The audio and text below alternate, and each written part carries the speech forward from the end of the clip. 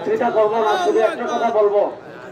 আমাদের নেতা পীর সাহেব চরমোনাই 2024-এর জুলাই আগস্টের গণবিপ্লবের ঘোষণা করেছেন। আমাদের মিশন শেষ না, বাংলাদেশের রাষ্ট্রীয় পর্যায়ে ইসলাম প্রতিষ্ঠা পর্যন্ত আমরা বিশ্রাম নেব না।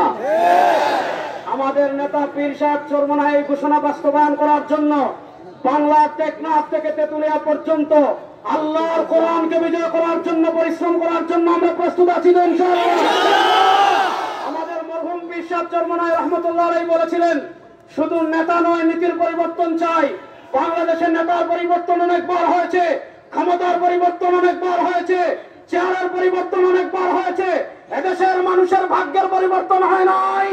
আর আমরা পুরাতন কোন বউকে নতুন শাড়ি পরিয়ে আনবো না।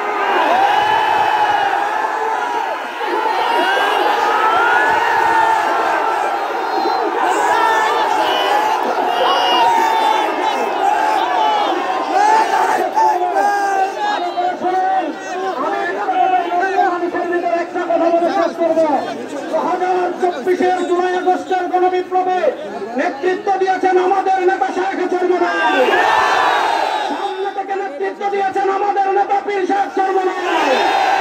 দেশের আধিপত্যবাদী শক্তির মোকাবেলার সবচেয়ে ক্যারিসমেটিক লিডার পীর সাহেব চরমোনাই।